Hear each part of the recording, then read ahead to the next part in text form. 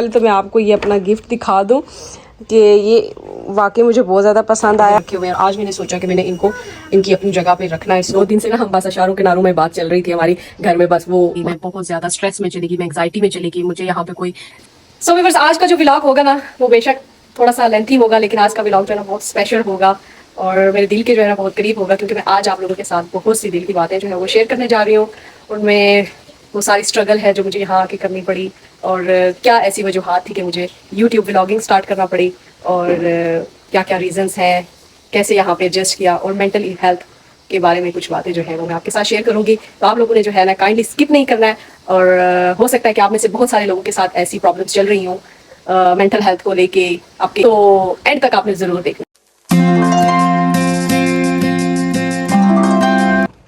Assalamualaikum viewers, I am your host Aifa Hamid and you are watching Beauties of Life Alhamdulillah. So welcome to my channel and welcome to another vlog. आपको मेरे चेहरे से लग रहा होगा कि मैं बहुत ज़्यादा सो के जागी, तो बिल्कुल ठीक लग रहा है बिकॉज आज मैं तकरीबन 2 बजे तक दिन को सोई रही। सुबह वजदान को स्कूल भेज के मैं फिर सो गई थी और मैंने आज बोला कि मैंने आज काम पे नहीं जाना बिकॉज पिछले जो मेरे 3-4 दिन हैं वो मुसलसल काम पे जाते जा के गुजरे हैं मतलब पूरा दिन मैं काम पे गुजारती रही हूँ अपने वेयर हाउस में और शाम को हम घर वापस आते रहे, इसलिए बहुत ज़्यादा बिजी रूटीन थी, इस वजह से कोई व्लॉग भी नहीं आया।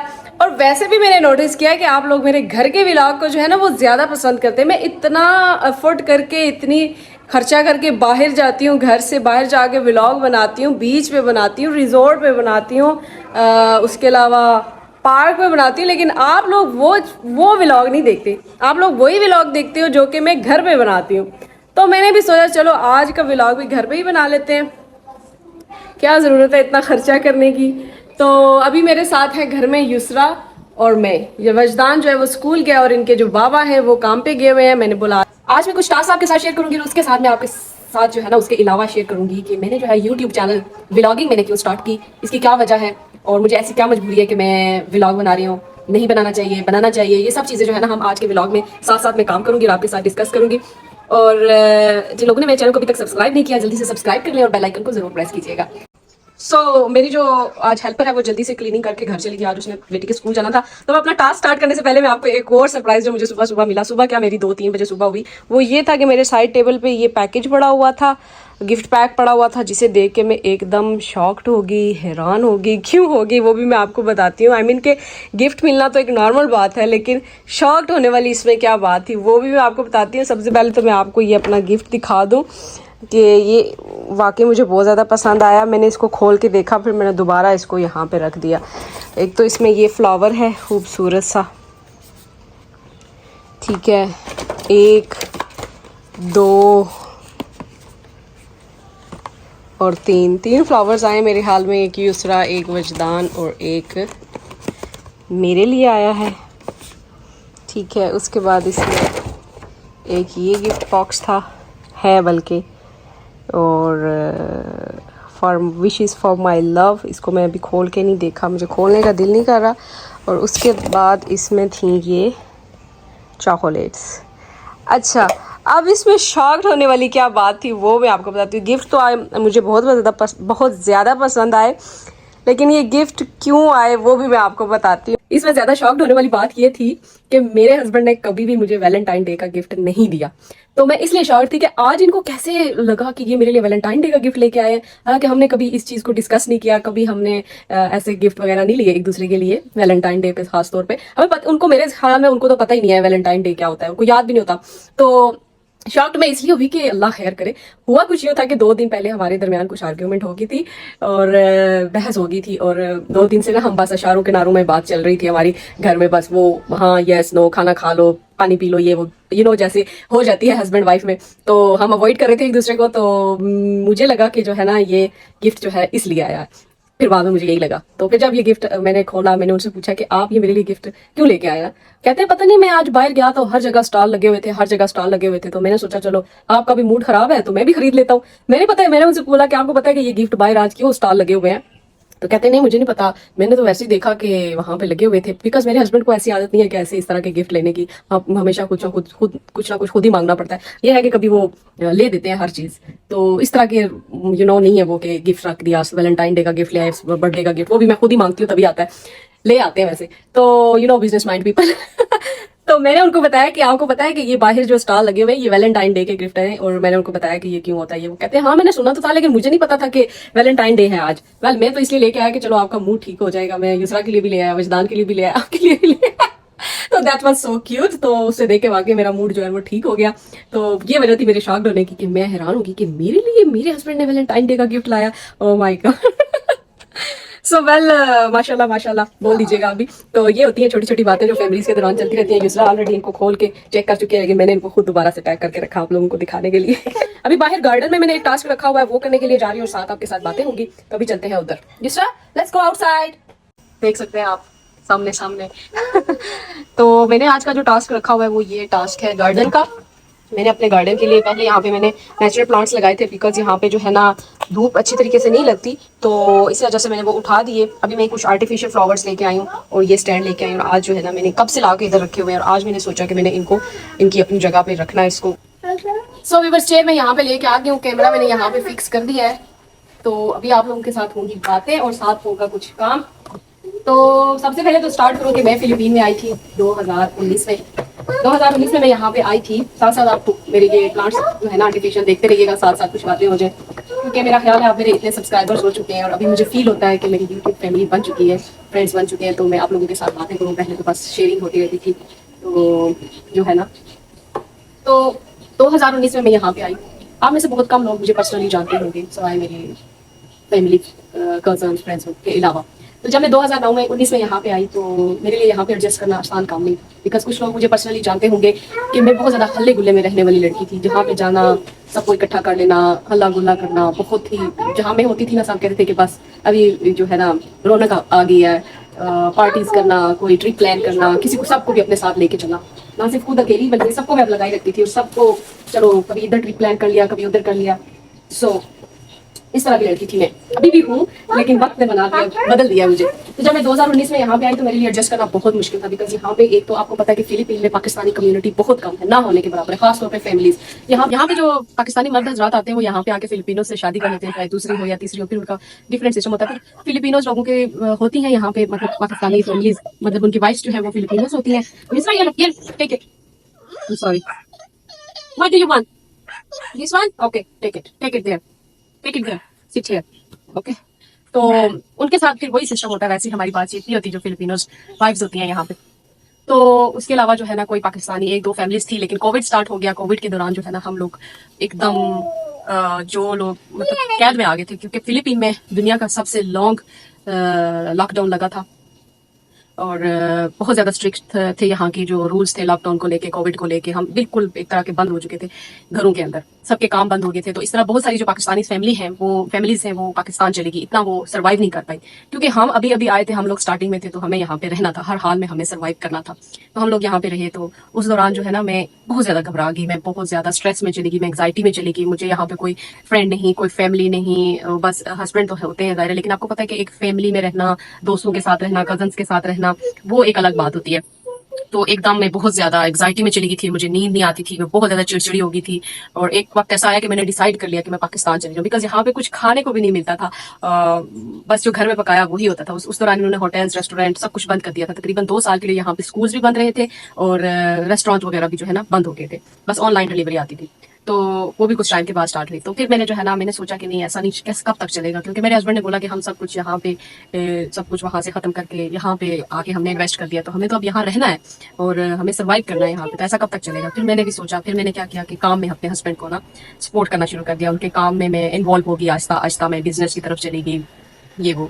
तो फिर काम अल्हम्दुलिल्लाह मैंने काम स्टार्ट किया इनके साथ। तो काम में मैंने अपने आप को प्रूव किया, मैं बहुत ज्यादा उसमें घुस गई, मैंने दिल जान से काम किया। तो मेरे लिए वो बहुत जबरदस्त रहा। हस्बैंड ने मुझे फुल सपोर्ट किया, उन्होंने बोला जैसे भी तुम काम करना चाहती हो, तुम्हें ये नहीं है कि तुम कमाने के लिए काम करो, बस खुद को जैसे तुम मसरूफ रखना चाहती हो या जैसे तुम खुश रहना चाहती हो तुम रहो। तो मैंने इस तरह से कुछ छोटा मोटा काम शुरू किया। फिर आहिस्ता आहिस्ता जो है ना मैं उनके तकरीबन सारा जो उनका बिजनेस था उसको समझना शुरू कर दिया मैंने। काम में तो मैं मसरूफ हो गई आहिस्ता आहिस्ता। बीच में मेरे अबू की जो है ना पाकिस्तान में कोविड के दौरान ही डेथ हो गई थी, तो हम लोग नहीं जा सके थे कोविड की वजह से। You said no, stop it, stop it, it's spicy बेटा, आप ये ले लो। वो ना चिली के पौधे लगे हैं, उनसे चिली उतार रही है, आई एम सॉरी। तो फिर क्या हुआ इन शॉर्ट के, मेरे अबू जी फोत हो गए, हम वहां नहीं जा सके। फिर मैंने क्या किया, कुछ टाइम के बाद हम 3-4 महीने बाद जब थोड़ी रिस्ट्रिक्शंस जो है वो कम हुई तो फिर मैं पाकिस्तान गई। लेकिन मैं वापस आके ना फिर मैंने एक जहन में बना लिया, मुझे एक वे मिल गया कि मैंने काम करना है, अपने आप को मसरूफ रखना है। फिर मेरे काम में पूरी तरह से मैं इन्वॉल्व हो गई। लेकिन फिर भी मेरे अंदर जो था ना वो एक बातें करने वाला किसी के साथ, और हर इवेंट को दूसरों के साथ शेयर करना, अपनी खुशी शेयर करना, अपनी गमी शेयर करना, वो मेरे अंदर एक कमी होगी ना। मुझे लगा कि जब मैं काम में पूरी तरह इन्वॉल्व होगी तो मुझे लगा कि मैं तो बिल्कुल रोबोट बन गई हूँ। ये तो लाइफ नहीं है कि बस काम करो, पैसे आ रहे हैं, ना मुझे शॉपिंग करने का यहाँ पे दिल करे, ना कोई बर्थडे है, ना कोई शादी है किसी की, और कोई पार्टी वगैरह ईद पे भी दिल नहीं कर। मैं बिल्कुल ना वो रोबोट बन गई। मुझे ऐसा लगा कि मेरे अंदर से जो है ना आस्ता आस्ता जो भी फीलिंग्स है वो खत्म होती जा रही हैं।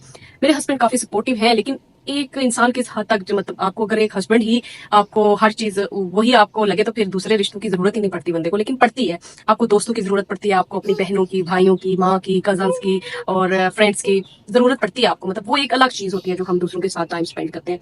तो फिर मुझे लगा कि मैं बिल्कुल जो है ना रोबोट बन गई हूँ, और काम काम काम, फिर मेरा उससे भी दिल तंग पड़ गया। फिर जो है ना बाकी पहले में जो है ना इतनी नमाज वगैरह की केयर नहीं करती थी, लेकिन अल्लाह का शुक्र है कि वो वक्त जब मेरे पे आया तो मुझे आस्ता आस्ता फील होना शुरू हुआ कि नमाज की पाबंदी और बहुत चीज़ों को मैं शुरू से बहुत सेंसिटिवली लेती हूँ। मैं उनको बहुत ही, मतलब किसी ने कोई बात कह दी तो मैं, ये नहीं है कि बस उसने कह दिया है पता नहीं क्यों, लेकिन मैं कहती हूँ कि उसने कही क्यों, उसके दिल में भी होगी तो मुझे समझ आ जाती है कि उस बंदे ने क्यों कही। मैं इस कदर सेंसिटिव हूँ, या कुछ भी हूँ आप समझ लें। मैं बात का पीछा नहीं छोड़ती, मैं बात का मतलब निकाल के छोड़ती हूँ। वो चीज़ हमें जो है ना खुद तकलीफ देती है, दूसरों के लिए तो कुछ भी नहीं होता, वो चीज़ हमें खुद तकलीफ देती है। मैं कहती हूँ कि ये भी हमारे लिए जो है ना बहुत वो चीज़ है, मुश्किल चीज़ है कि हमें दूसरों की सोच और दूसरों की बात जो है वो समझ आ जाती है पहले ही, हमें पता चल जाता है कि इसके दिमाग में क्या चल रहा है। तो फिर आहिस्ता आहिस्ता जो है ना रियलाइज हुआ, अल्हम्दुलिल्लाह नमाज कुरान ये भी चल रहा था, लेकिन बस आहिस्ता आहिस्ता जो है ना मुझे लग रहा था कि मैं ना बुझती जा रही हूँ। जो मेरी अपनी अंदर की नेचर है, बातें करना, हल्ला गुल्ला खेलना, हर चीज शेयर करना, वो कहीं ना कहीं खत्म होता जा रहा था। तो मैं नहीं चाहती थी, क्योंकि मैं अपनी बहुत ज्यादा फेवरेट हूँ, आइडियल हूँ मैं अपनी। मैंने जिंदगी को जो है ना बहुत अच्छे तरीके से अल्हम्दुलिल्लाह, बहुत टफ टाइम भी आया, मैंने उनको बहुत अच्छे तरीके से फेस किया, बहुत गलतियां भी की, लेकिन मैंने उनको एक्सेप्ट किया, बड़ी बहादुरी से एक्सेप्ट किया। फिर आगे मूव ऑन हुई। उसके बाद जो है ना खुशियों को भी मैं बहुत अच्छे तरीके से सेलिब्रेट करती, मैं करती हूँ, हर चीज को सेलिब्रेट करती थी, लेकिन मैं उस चीज को मरने नहीं देना चाह रही थी। इसलिए मैंने क्या सोचा कि व्लॉगिंग का मेरे सामने आया। मैंने अपने हस्बैंड से बात की, मुझे व्लॉगिंग करनी है ना, मुझे शौक है यहाँ पे, तो उन्होंने मुझे इजाजत दे दी। उन्होंने बोला कि ठीक है, जिस चीज में तुम्हारी खुशी है, हर चीज की एक लिमिट होती है, वो तुम्हें ऑलरेडी पता है कि लिमिट क्या है, तुम खुद समझदार हो। तो फिर उन्होंने मुझे कुछ नहीं कहा, बल्कि उन्होंने मुझे सपोर्ट किया कि ऐसे व्लॉगिंग करो, ये वो करो। तो फिर मैंने जो है ना व्लॉगिंग स्टार्ट की। तो अल्हम्दुलिल्लाह आज तकरीबन 1 साल हो गया मेरे चैनल को, और मैंने जो है डेली व्लॉग से शुरू किया था। पहले हम किसी और घर में रहते थे, अल्हम्दुलिल्लाह अब हम यहाँ पे मूव हो गए रिसेंटली। आप लोग मेरी पिछली वीडियोस भी देख सकते हैं कि वो कैसी थी। आज का व्लॉग थोड़ा सा लंबा होगा, लेकिन आप लोग, आई एम श्योर कि आप लोग जरूर सुनेंगे। तो फिर जब से मैंने व्लॉगिंग स्टार्ट की तो मेरे दिल में ना रोज आना एक नया जज्बा हो कि आज मैं इस पे व्लॉग बनाऊंगी, आज मैं, हालांकि मैं अभी भी काम पे करती हूँ, मेरे लिए इजी नहीं है व्लॉगिंग करना, मेरे लिए इजी नहीं है। मुझे हफ्ते में 2 दिन या 3 दिन मिलते हैं घर में, तो बच्चे भी देखने होते हैं, घर का भी होता है, बेशक हेल्पर्स होती हैं, लेकिन जब तक खुद आप घर को नहीं देखोगे घर नहीं चल सकता, तो खास तौर पर बच्चों को। तो कुछ भी इजी नहीं होता लाइफ में, अभी भी मेरे लिए ये इजी नहीं है। लेकिन मेरे अंदर वो, जैसे होता है ना पाकिस्तान में हम कहते हैं चलो किसी पार्टी पे चले जाते हैं, शॉपिंग पे चले जाते हैं, शादी पे चले जाते हैं, कहीं पिकनिक पे चले जाते हैं, तो हम फ्रेश हो जाते हैं। इस तरह मैं जब व्लॉगिंग करती हूँ तो मैं फील करती हूँ कि हाँ अब मेरी इतनी बड़ी फैमिली मुझे देखेगी, मैं उनके साथ बात करूंगी, मैं उनके साथ शेयर करूंगी। तो वो एक मेरे अंदर जज्बा होता है, दिन ब दिन मैं कंटेंट का सोचती रहती हूँ। और जो है ना अल्हम्दुलिल्लाह अभी टाइम अच्छा गुजर रहा है, बच्चों के साथ भी फुल उनको तवज्जो दे रही हूँ मैं बच्चों को, तो खुद ही देखती हूँ। तो अभी पहले मैंने रखी हुई थी यूसरा के लिए केयरटेकर। तो ये वो वजूहात है कि किस बिना पे मैंने जो है ना व्लॉगिंग स्टार्ट की। बहुत सारे लोग सोचते होंगे, कुछ लोगों को एतराज भी होता होगा, लेकिन जो चीज हमारी मेंटली हेल्थ के लिए जरूरी है ना वो हमें जरूर फॉलो करनी चाहिए। अब मैंने बहुत सारे लोग देखे, हम ड्रामों में भी देखते हैं और रियल लाइफ में भी देखते हैं कि लोग अपने आप को मार देते हैं, बिल्कुल बदल जाते हैं, लेकिन खुद को नहीं मारना चाहिए। दूसरों के लिए भी जियो, लेकिन खुद के लिए भी जियो। खुद को अपने अंदर जिंदा रखना जो है ना ये एक बड़ी बात होती है और जरूरी बात होती है। और बहुत सारे लोग होते हैं जो कि बिल्कुल स्ट्रेस में चले जाते हैं, उस पर कवर नहीं कर सकते खुद को, खुद पे काबू नहीं पा करते वो। और इसीलिए होता है जब वो अपने अंदर अपने आप को अंदर अंदर दबाना शुरू कर देते हैं ना, तो फिर वो लोग जो है ना मेंटली हेल्थ इश्यूज उनके साथ होना शुरू हो जाते हैं।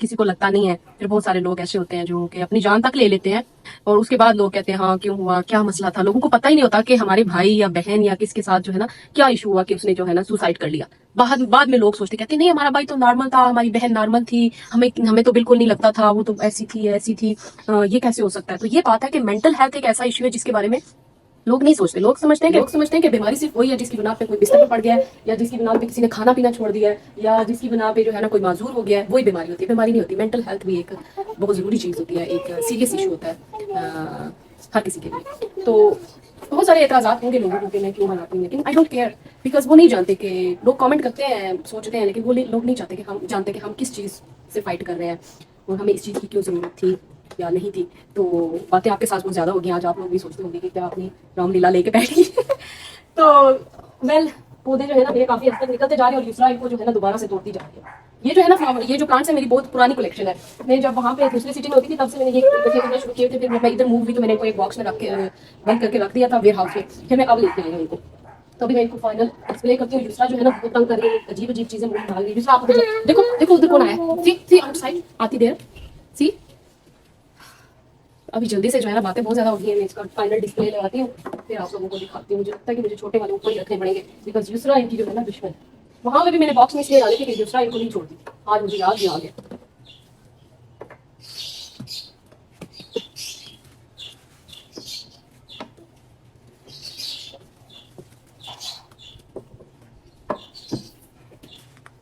सो व्यूवर्स, ये है मेरा फाइनल डिस्प्ले जो कि मैं कब से सेट करने की कोशिश करी थी और आपसे बातें किए जा रही थी। ये मेरा एक वाटरफॉल है, इसको मैंने, इसके लिए मुझे कनेक्शन की ज़रूरत पड़ेगी। अभी मैंने बहुत ज़्यादा सेटिंग करनी। अभी मैंने ना जो है थोड़ा थोड़ा इस पर पानी लगा दिया ताकि जो डस्ट वगैरह पड़ी हुई थी वो उतर उड़ जाए, बिकॉज काफ़ी टाइम से बारिश नहीं हुई। अल्लाह करे आज बारिश हो जाए, बहुत ज़रूरी है। यहाँ पे मैंने मिरर रखा हुआ है, बहुत ज़्यादा काम करने वाला है इस गार्डन का। आस्ता आस्ता आपके साथ शेयर करेंगे। यहाँ पे ये हरी मिर्चें लगी हैं जो यूसरा तोड़ तोड़ के खा रही थी। Yusra leave me please, carpet भी है। तो व्यूअर्स, आज का जो मेरा व्लॉग है ना, इसको ऐसा फन मत लीजिएगा। इसमें बहुत सारे इमोशंस हैं जो मैंने आपके साथ शेयर किए हैं और मैं कैसे कैसे टाइम से गुजरी हूँ वो भी मैं, हो सकता है कि वैसे मैं उसको एक्सप्लेन नहीं कर पाई। एक तो दूसरा कभी किधर हाथ मारती है, हर चीज़ को छेड़ती है, तो उसको भी देखना होता है। तो हो सकता है कि मैंने वैसे अपने इमोशंस शेयर ना किए हूँ, जैसे कि मैंने सारा फेस किया। बहुत सारी चीज़ें होती हैं जो कि हम नहीं एक्सप्लेन कर पाते जैसा कि हम फील करते हैं, लेकिन आई एम श्योर कि आप लोग अंडरस्टैंड करोगे। और तो अभी यहाँ पे मैं करती हूँ अपने व्लॉग का एंड, बिकॉज ऑलरेडी काफ़ी लॉन्ग हो चुका है। तो मिलेंगे आपसे नेक्स्ट एक और व्लॉग में, तब तक के लिए अल्लाह हाफिज़। अभी मेरा गार्डन जो है ना वो साफ साफ हो गया है, नीट एंड क्लीन। यहाँ भी इस बेल की मैंने सेटिंग करनी है, तो नेक्स्ट